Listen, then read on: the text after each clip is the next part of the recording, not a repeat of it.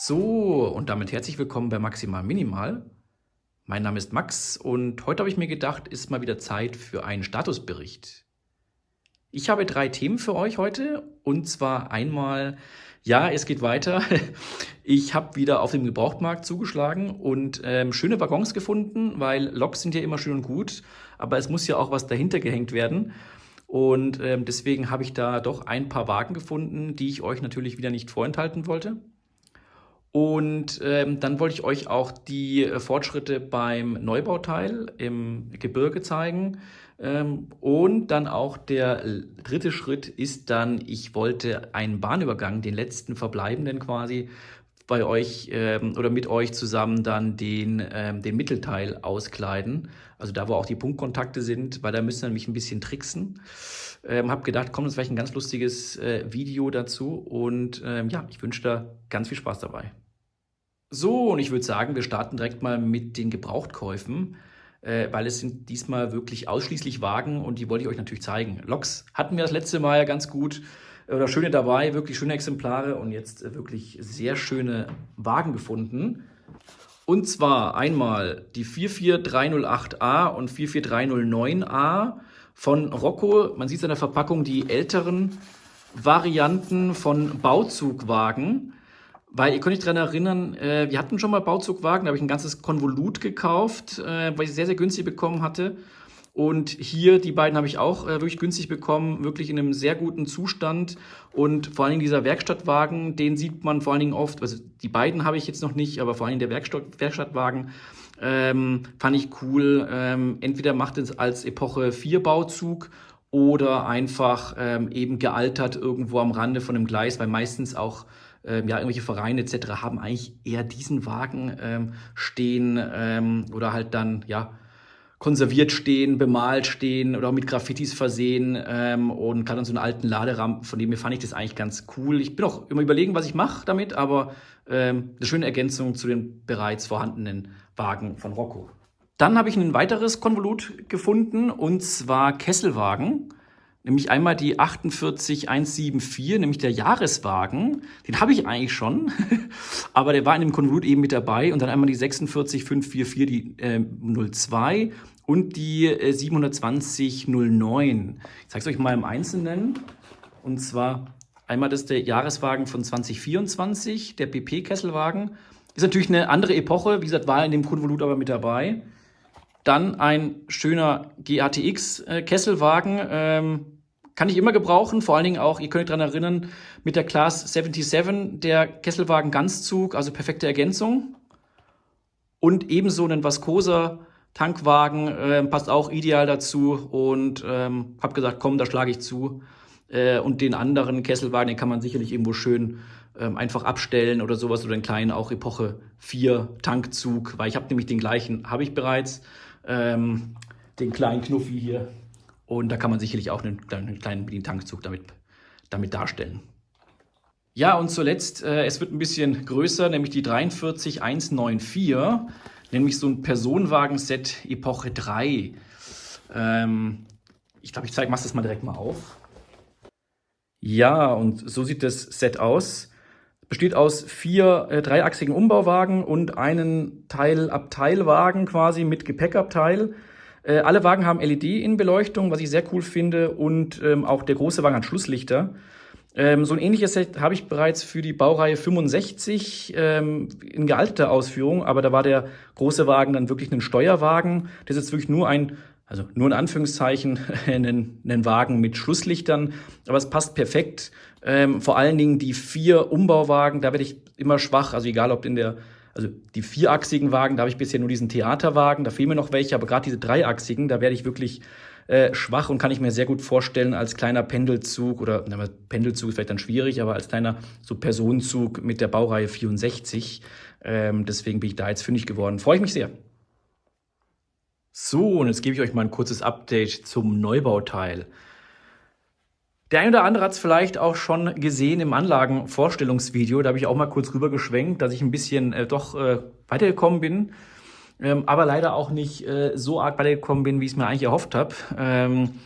Es ist doch ja, komplexer, sage ich mal so, als es aussieht. Man braucht oder zeitaufwendiger vielmehr, weil wir müssen jetzt vor allen Dingen gucken, also was die Herausforderungen vor allen Dingen sind, dass man überall unten, seht ihr die ganzen Kabel, dass man da dran kommt. Deswegen habe ich hier verschiedene Klappen auch hingemacht, wie ihr seht. Ich zeige es euch mal.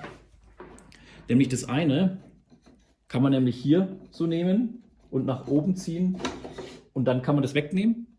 Da ist oben drauf, kommt ein kleines Gebäude drauf, so, weil dann hier den beiden Weichen, die man oben sieht, da kommen auch noch hier zwei so Blocksignale hin.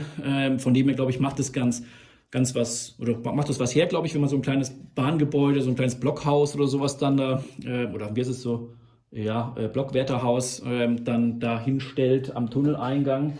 Und dann kann man es einfach wieder hier reinschieben, dann ist es quasi drinne. Und der Vorteil ist, wenn ich es rausmache, ich kann es ja noch mal raustun, ich komme hier wunderbar dann rein, weil eben dann hier die Kabel, falls sie mal abgehen, falls man mal eine Schiene erneuern muss, auch kommt wie gesagt dann das Signal ja hin, deswegen und auch, also ja, und zum weichen Antriebwechsel dementsprechend ist es wirklich, glaube ich, eine ganz gute Sache. Und dann, da muss man erstmal, ich habe mir ja keinen Plan gemacht, ich gehe ja nicht so vor, auch beim Bau, wo muss jetzt überall Wartungsklappen etc. hinmachen, sondern es ergibt sich einfach, da habe ich überlegt, wie mache ich das, habe ich einfach drauf losgebastelt.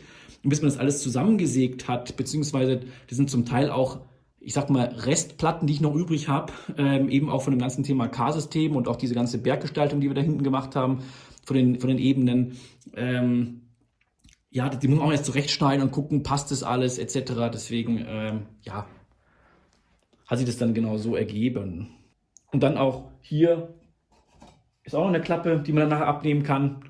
Und damit man auch eben an den weichen Antrieben hier an die Vago-Klemmen rankommt, falls mal ein Weichenantrieb kaputt gehen sollte und auch falls ein K-System-Fahrzeug dann entgleisen sollte hinten, damit man da, wie gesagt, sehr gut rankommt. Und dann kann man das einfach hier wieder reinsetzen und dann ist eine schöne Sache. Ich habe es hier oben noch ein bisschen abgerundet und es wird dann nochmal mit ein bisschen, ich muss mal gucken, Spachtelmasse oder auch mit der ganzen Landschaft, mit Erde und mit Gras. Deswegen, das sollte man eigentlich dann nachher nicht wirklich sehen, genau. Dann, was ist noch so passiert? Also vor allen Dingen, was ich gemerkt habe, ich habe einen Fehler gemacht. Den will ich euch auch nicht vorenthalten, weil man sagt ja immer nur gerne oder nimmt die Sachen, die positiv gelungen sind, immer gern her. Aber ich will da ganz transparent euch auch sagen, was mir passiert ist oder was ich davor nicht bedacht habe, sage ich jetzt mal so. Und zwar, ich habe hier nämlich noch ein paar Teile hingeklebt. Ihr seht es vielleicht dann hier. Also das ist, wie gesagt, einmal hier überall solche kleinen Stäbe hingemacht an die Seite, die ich auch übrig hatte, also Holzreste dementsprechend, weil, jetzt kommt's, es geht um die Oberleitung und die kommt ja nachher eigentlich sozusagen in der Größenordnung hier neben dem Schotter hin, also man schneidet dann nachher hier die gewissen Rillen, quasi, die sind da für die verschiedenen Gleissysteme, die da bei der Oberleitung sind und die kommen dann eigentlich dann so hin. Und ihr seht jetzt, hier ist eigentlich ganz gut. Und da hinten wird es dann eigentlich dann eher, jetzt muss ich mal die Verpackung hier weg tun, wenn ich das hier hinten hin mache,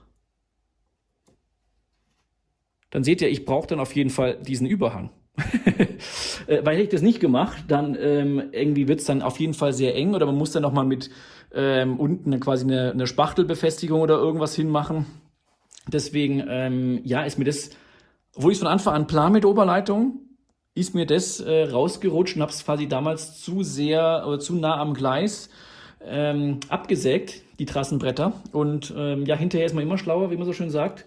Und deswegen bin ich da jetzt einfach mit Heißkleber, mache ich da an Seite noch so Sachen hin. Ist nicht weiter schlimm. Also ich muss sagen, solche Sachen, die sieht man ja überhaupt nicht, die sind auch nicht jetzt weniger stabil oder sowas. Dann, da kommt ja kein Gewicht dran, ist ja eine Modelleisenbahnanlage, weiß ich, kein Fitnesscenter.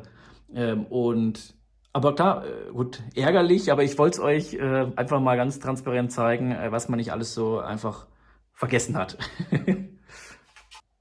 So, und ich nehme euch mal auf die Hand. Sonst, ich habe die ganzen Tunnelportale nochmal hier eingesäumt, beziehungsweise das hier ist jetzt komplett neu eben auch mit dann hinten innen der Tunnel-Innenwände, auch mit Kies alles soweit dann eingesäumt. Und auch außen die Wände, hier habe ich es ein bisschen schmäler auch reingehen lassen und auch dann noch so einfach Reste, die ich hatte, einfach zurechtgesägt. Hier habe ich noch eine Wand, deswegen die sieht dann quasi dann so aus, so eine Stützwand rechts an der Seite. Und auch hier habe ich auch nochmal aus einem anderen Stein quasi dann das Ganze gemacht. Auch noch außen ran. Hier ein bisschen weiter außen, damit man hier schön diesen Pfosten sieht. Und wie gesagt, hier so ein bisschen schmäler, dass es einfach ein bisschen anders aussieht. Und darauf dann eben auch dann den restlichen Berg abgestützt, beziehungsweise eben diese Empore für dieses Blockwetterhaus oder dergleichen, was da hinkommt. Ja, jetzt warte ich auf ein paar Bestellungen, dass ich dann auch weitermachen kann, beziehungsweise den Berg kann ich noch ein bisschen weitermachen, aber jetzt wird es ja vor allen Dingen spannend, wie man dann hinten das löst, dann mit der, weil dann da auch ein paar Gebäude hinkommen. Und da bin ich jetzt noch ein bisschen am Tüfteln. Dauert, wie gesagt, leider alles immer ein bisschen länger, als man denkt. Man sagt dann irgendwie mal abends, man macht mal 2, 3 Stunden. Hab das ein paar Tage auch gemacht, aber man kommt dann doch nicht immer unbedingt so schnell voran, wie man denkt. Macht aber auch nichts, ist ja auch kein Wettbewerb, aber wollte ich einfach den Status zeigen und wie ich mir dabei die Sachen gedacht habe. Und wie gesagt, kommt halt jetzt viel, dass man überall rankommt, eben weil die ganze Anlage an der Wand steht und nicht wie hinten beim Altbauteil, dass man überall rumgehen kann. So, und jetzt würde ich sagen, kümmern wir uns mal um unseren Bahnübergang hier auf dem Neubauteil, weil da fehlt ja irgendwas dazwischen. Die ganze Abdeckung genau fehlt noch, hat mich jetzt in letzter Zeit irgendwie häufig gestört und ich habe gesagt, komm, das zeige ich euch einfach mal im Rahmen eines Statusberichts, weil ihr seht hier an dem Bahnübergang, der natürlich schon länger existiert, da haben wir einen schönen, auch geschwungenes Exemplar und da fahren ja auch, oder da können auch K-System-Fahrzeuge durchfahren oder drüber fahren. Hier ist es jetzt nicht vonnöten, muss man dazu sagen, dass dieser kleine Abzweig ist jetzt nicht fürs K-System, da kommen stationäre Fahrzeuge drauf, aber wir haben ein paar Herausforderungen eben bei dem Bahnübergang. Ich zeige euch erstmal, was für ein Set ich da nehme. Und zwar habe ich da den unbeschränkten Bahnübergang von Faller, die Nummer 120243. Ich glaube, das ist schon ein bisschen älteres Set. Ich weiß gar nicht, ich glaube, es wird auch gar nicht mehr produziert. Ich habe es vor 5 oder 4,5 Jahren, also ganz, ganz am Anfang, wo ich die Anlage aufgebaut hatte, mir auch ein paar Mal gekauft oder öfter gekauft, eben weil es auch fürs K-System ist. Man kann hier innen auch so Metallstreben, die sind sogar mit dabei, reinsetzen, so dass K-System-Fahrzeuge links und rechts drüber fahren können. Das fand ich ideal und ich habe dabei noch einige übrig, eben so ein paar Zwischenelemente. Und auch wenn man dann das Ganze aufklappt, ihr seht, ich tue das mal weg, dann sind da auch extra so Mittelleiter sogar schon gleich fertig mit dabei, angelötet. Einfach so Drähte mit einem Kabel dran. Fand ich immer perfekt, mega einfach. Das Problem, was wir nur haben, die Herausforderung, ist, wenn ich jetzt mal hier so ein Element hernehme, ich habe die auch schon fertig zusammengebastelt, weil da muss man hier nämlich dann so, ihr seht, so kleine 6 Nopsis da reinsetzen, lauter Anleitung. Ich kann es euch mal zeigen. Also gibt es extra für K-Gleis zum Beispiel, wie man das dann eigentlich einfach hinsetzen muss. Das habe ich schon vorbereitet, aber ihr seht, wenn ich das jetzt mal hier hinlege, mal so ein Teil, bündig hier zur Straße, sieht ein bisschen komisch aus. Wenn ich es jetzt hier ein bisschen in die Mitte schiebe, könnte man natürlich machen, aber irgendwie gefällt es mir nicht, weil hier ist ein ganz schöner Schlitz, hier ein ganz schöner großer Schlitz. Und deswegen habe ich jetzt einfach mal gesagt, ich bereite einfach mal 2 solche Elemente vor. Das habe ich auch gemacht. Also von dem her 2-mal gemacht. Aber die sind auch gerade, seht ihr. Da hinten, der ist ja auch gebogen. Und auch vor allen Dingen, wenn wir das Ganze länger machen, weil jetzt wollte ich das einfach mal hier abschneiden, ein Stück, und dann quasi ein bisschen verlängern, dass wir hier eine schöne geschwungene Form hinbekommen, auch eine längere, weil eben hier auch kein K-System-Fahrzeug drüber fährt. Das ist ja, habe ich ja gesagt, deswegen, da kommen einfach stationäre Fahrzeuge hin. Und deswegen muss man auch jetzt nicht mehr, sagen wir mal, im rechten Winkel einigermaßen die K-System-Fahrzeuge drüber fahren lassen, wie es hinten der Fall ist, sondern deswegen habe ich gesagt, ich mache auch hier so eine geschwungene Form, so eine schöne. Gefällt mir, wie gesagt, sehr gut, aber Standardteile, die ich zumindest übrig habe, es gibt auch andere Sachen zu kaufen, auch mit 3D-Druck und auch länger und alles weiter, aber ich wollte halt die Sachen hernehmen, die ich halt bei mir habe. Deswegen muss man sich da selber ein bisschen helfen. Hab dann auch aus dem Baumarkt, nämlich ganz normal Draht. Deswegen, da müssen wir uns natürlich auch einen verlängerten Mittelleiter sozusagen dann bauen. Deswegen, das ist nochmal ein Punkt. Und zum Biegen nehme ich, das habe ich aber immer für die Sachen hergenommen, einfach einen normalen Föhn, um das heiß zu machen und es dann, wie gesagt, ein bisschen an die Gleisform anzupassen. Und ich würde sagen, das zeige ich euch mal, wie ich das eben mache. So, ich bin mal auf den Boden gewechselt und mache das eigentlich immer da ganz gerne, Ich habe früher auch immer meine Hausaufgaben gerne auf dem Boden oder auf dem Teppich gemacht, deswegen, aber bitte soll kein Vorbild sein, überhaupt nicht, aber das nur als kleine Randnotiz. Genau, also wir sind dabei, die Zwischenelemente dann einfach zusammen ja, richtig hinzubiegen. Deswegen habe ich mir einfach ein weiteres K-Gleis im Radius 5, also genau gleich wie auf der Anlage verbaut ist, einfach nochmal besorgt. Und hat das Ganze auf dem Brett drauf gemacht, dann eben wegen dem Teppich. Ich weiß nicht, ob da was passieren kann, aber weil ich jetzt halt auf die höchste Stufe mit dem Föhn das Ganze mache, nicht, dass da nachher irgendwas passiert. Und ihr seht, ja, da ist noch ein bisschen Luft, aber so viel biegen müssen wir gar nicht. Und ja, ich mache das jetzt alles heiß. Also vor allen Dingen jetzt, wie gesagt, das Zwischenteil und biegt es dann schrittweise dann eben an den Radius an. Hier das gleiche mache ich auch. Also ich werde es erst biegen und danach werde ich es dann zusammensägen und dann gucken, dass wir es irgendwie gut miteinander kombinieren können.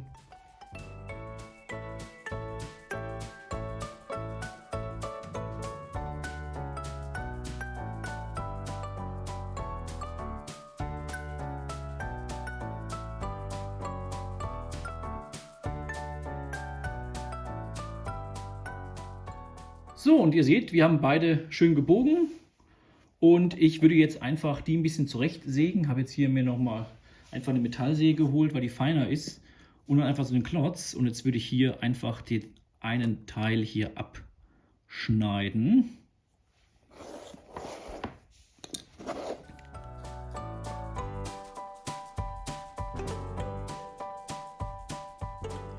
So, ich habe jetzt hier meine zwei Teile.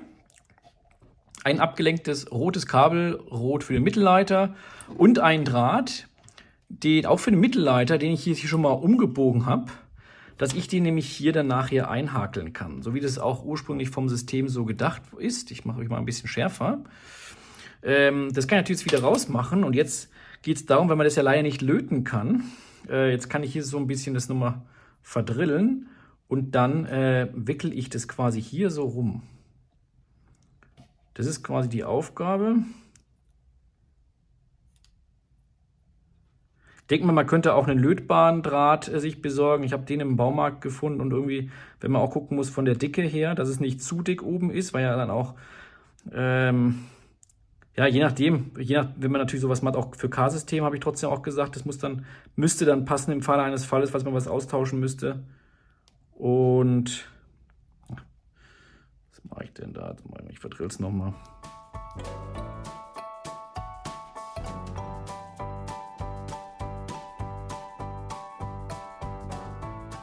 So, und jetzt fertig ist unser Konstrukt. Ja, Konstrukt ist gut.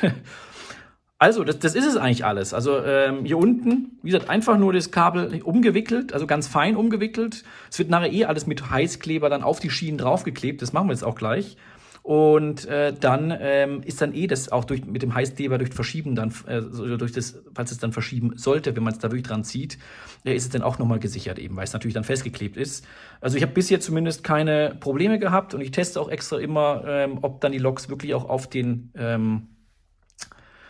Bahnübergängen auch wirklich dann Strom bekommen. Das ist mir immer wichtig. Aber ich habe bisher auch, wie gesagt, keine Probleme damit irgendwie Weise gehabt, weil ich habe mir schon ein paar Mal aushelfen müssen, auch mit sowas, wenn es dann ein bisschen länger oder wenn ich zu doof war und das original beigelegte Teil zum Beispiel nicht oder kaputt gegangen ist oder sowas dann da oder ich für was anderes hergenommen habe. Man weiß ja viel zu helfen, deswegen konnte ich bisher da wirklich nichts feststellen.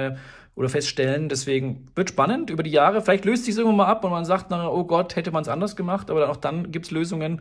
Aber ich muss sagen, für mich passt es. Und wie gesagt, da fährt jetzt auch überhaupt kein K-System-Fahrzeug dran oder drüber. Weil ihr seht, hier wären nämlich normalerweise die Drähte kommen dann hin für das K-System. Das ist nur am Rande. Oder würde ich sagen, sehen wir uns auf der Anlage.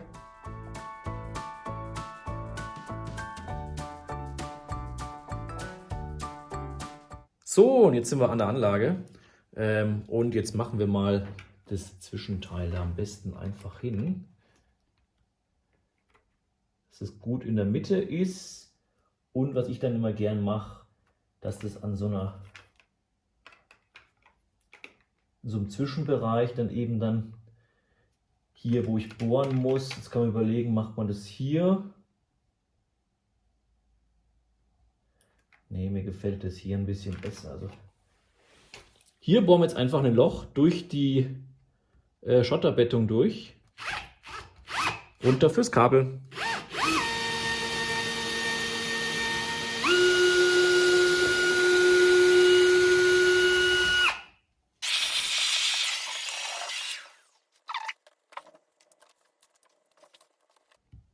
So, und das sieht doch gut aus. Das darf jetzt auch, ich habe es noch nicht festgeklebt. Ich werde es jetzt unten mit euch kurz verdrahten.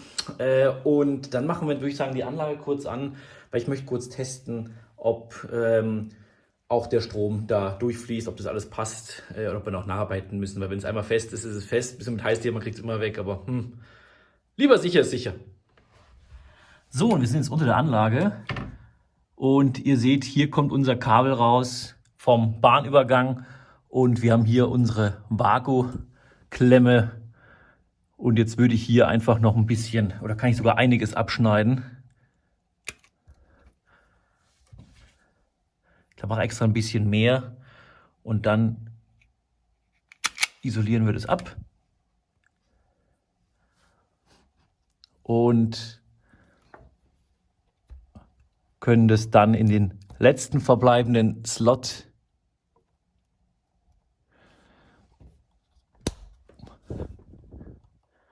hier von der Vago-Klemme einfach hinklemmen. Deswegen habe ich extra bei der Verkabelung, habe ich jetzt darauf geachtet, überall Vago-Klemmen herzunehmen. Und das ist jetzt quasi der Neubauteil. Und ihr seht, das geht sehr, sehr einfach. Und ich würde sagen, jetzt machen wir die Anlage an und machen den ersten Test. So, ihr seht, der Wagen leuchtet. Jetzt leuchtet er nicht mehr. Ich hoffe, das kann man erkennen, wenn ich noch die noch richtig drauf tue. Und jetzt, ich habe es natürlich nicht festgeklebt. Das ist natürlich wichtig, deswegen muss ich das jetzt ein bisschen hindingsen. Aber ihr seht, wenn der Wagen hier drauf fährt, und hier ist nämlich auch der Schleifer dran. Ihr habt ja gerade eben gesehen, weil ich es hochgehoben habe. Und wenn ich hier drüber fahre, jetzt hat er gerade natürlich kurz keinen Kontakt gekriegt, weil es eben hier so wellig ist. Aber er kriegt auf jeden Fall Strom vom Mittelleiter, sonst würde er gar nicht leuchten. Und wenn ich, wie gesagt, hier wieder runter mache, und jetzt kriegt er wieder, also von dem her wunderbar. Das heißt, der Mittelleiter bekommt Strom und der Wagen, also können wir es festkleben mit Heißkleber. So, und ich habe extra Platz gelassen. Unten habt ihr gesehen vom Kabel, dass ich da ein bisschen dran ziehen kann. Und ich würde sagen, jetzt kleben wir das Ganze einfach fest. Ich hoffe, ich verdecke jetzt nicht zu viel.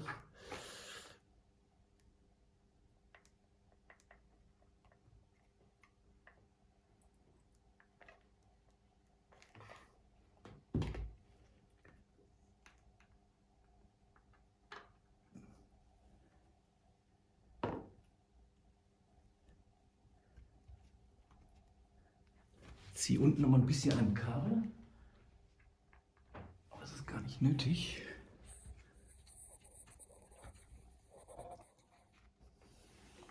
So, und ich glaube, das sieht ganz gut aus.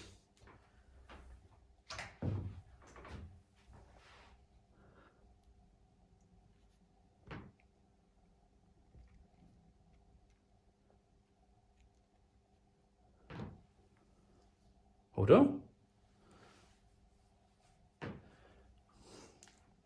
Dann schalte ich mal den Strom wieder an.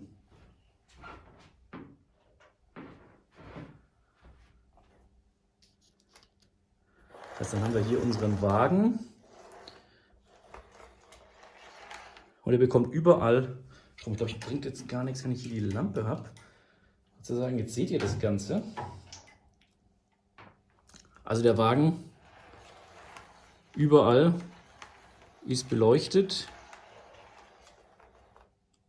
Also auch wenn ich jetzt drauf bleibe, weil der hat einen Pufferkondensator drin. Und auch der Schleifer selber bleibt jetzt nicht irgendwie hängen an diesen Ecken zum Beispiel. Man kann sich hier auch aushelfen, wenn man hier auch noch einen Draht auf die Pukos drauf macht, dann so ein bisschen, das dann ein bisschen leicht runter machen lassen. Aber ich biege das immer relativ weit runter. Und auch wenn ich hier stehen bleibe, es leuchtet. Also das wirklich wunderbar. Also auch der Wagen, wie gesagt, bleibt nicht hängen. Das können wir auch noch mal mit einem anderen Wagen machen. Ich habe dann hier noch einen Schleiferwagen mir mal selbst zusammengebastelt, so einen Ex-Silberling, einen Rotling. Oh, jetzt habe ich einen Kurzschluss gemacht. Einfach, ob der da irgendwie Probleme hat mit dem Schleifer. Aber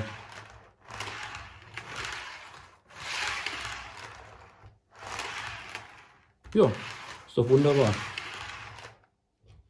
Ja, dann haben wir es doch geschafft für heute. Ich muss sagen, echt cool. Hat mich jetzt schon die ganze Zeit ein bisschen genervt irgendwie, weil ich wollte es jetzt irgendwie hier verdeckt haben und habe gedacht, hey, komm, ich nehme euch da einfach mal mit, wie man das Ganze basteltechnisch da machen kann mit eben vorhandenen Sachen. Wie gesagt, gibt es sicherlich auch andere Sachen, wie gesagt, auch aus dem 3D-Druck etc., die dann schon fertig sind, wo man es sich einfacher machen kann, aber einfach, weil ich die Sache noch übrig habe, wie gesagt, sehe ich es dann nicht ein. Modelleisenbahn ist teuer, warum nicht eben vorhandenes nehmen und das ein bisschen ummodifizieren. Und wichtig ist, dass es dann funktioniert. Vor allen Dingen dann nachher für mich in einer Art Dauerbetrieb, sage ich jetzt mal so, weil gerade wenn man nebenher dann irgendwas bastelt und die Anlage läuft, die kann auch mal 12 Stunden laufen. Und für mich gibt es da nichts Schlimmeres, in Anführungszeichen, wenn Züge irgendwo stecken bleiben, irgendwo sozusagen, also kollidieren unten mit dem Untergrund oder einfach entgleisen oder sowas. Deswegen ist für mich immer wichtig, diese Betriebssicherheit. Und deswegen teste ich die Sachen immer aus, bevor es dann auch wirklich festgeklebt wird. Und dann auch irgendwann, wenn dann hier die Strecke auch in Betrieb geht, wenn dann der nächste Raum dann kommt, dann möchte ich natürlich auch nochmal testen oder ich kann ja auch natürlich hier ein bisschen eine Lok hin und her fahren lassen, aber gerade diese Wagen, einmal den Rocco-Wagen zum Beispiel und auch den selbst umgebauten Schleiferwagen, das ist immer so die Kür, habe ich so gemerkt, wenn das funktioniert, dann passt das nämlich sehr, sehr gut und ja, freue mich dann. Und dann müssen wir gucken, irgendwann, wenn es dann hier mit der Ausgestaltung geht, das dauert leider noch ein bisschen, dann habe ich mir auch überlegt, ob man hier nicht so Bahnschranken hinmacht, die auch automatisch dann hoch und runter gehen, wenn der Zug aus dem Bahnhof losfährt. Auch mit vielleicht so schönem Geräusch dann von so älteren Schranken. Vielleicht ist das auch ganz, ganz cool. Ja, will aber nicht so viel verraten. Wie gesagt, da sind wir noch nicht. Das dauert noch ein bisschen. Aber hoffe, euch hat das Ganze gefallen und wünsche euch auf jeden Fall eine schöne Oberzeit, einen schönen Obersonntag und bis zum nächsten Mal. Gell? Macht's es gut. Bis dahin. Tschüss.